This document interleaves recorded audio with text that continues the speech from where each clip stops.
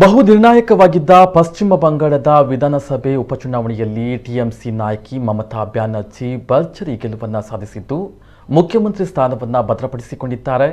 ಭವಾನಿಪುರ ಕ್ಷೇತ್ರಕ್ಕೆ ಸೆಪ್ಟೆಂಬರ್ 30ರಂದು ನಡೆದಂತಹ ಚುನಾವಣೆಯಲ್ಲಿ ಅವರು ಬಿಜೆಪಿ ಅಭ್ಯರ್ಥಿ ಪ್ರಿಯಾಂಕಾ ತಿಬ್ರೇವಾಲ್ ಅವರನ್ನು 58,832 ಮತಗಳ ಭಾರಿ ಅಂತರದಿಂದ ಸೋಲನ್ನು ಉಣಿಸಿದ್ದಾರೆ.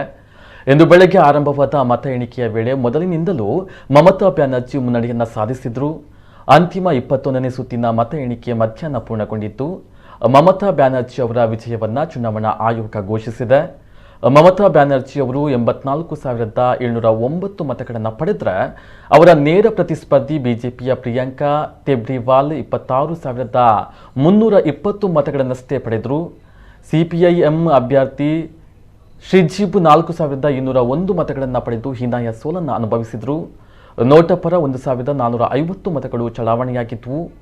2011ರಲ್ಲಿ ನಡೆದಂತಹ ಉಪಚುನಾವಣೆಯಲ್ಲಿ ಮಮತಾ 54,213 ಮತಗಳಿಂದ ಗೆದ್ದಿದ್ದರು. ಈ ಬಾರಿ ತಮ್ಮ ದಾಖಲೆಯನ್ನು ಮತ್ತಷ್ಟು ಉತ್ತಮಪಡಿಸಿಕೊಂಡಿದ್ದಾರೆ. ಈ ಗೆಲುವಿನ ಮೂಲಕ ಮಮತಾ ಬ್ಯಾನರ್ಜಿ ಅವರು ಮುಖ್ಯಮಂತ್ರಿ ಸ್ಥಾನದಲ್ಲಿ ಮುಂದುವರಿಯುವ ಅರ್ಹತೆಯನ್ನು ಪಡೆದುಕೊಂಡಿದ್ದಾರೆ. ममता बनर्जी खुद बाहर आई है और आप देख सकते हैं, देखिए ममता बनर्जी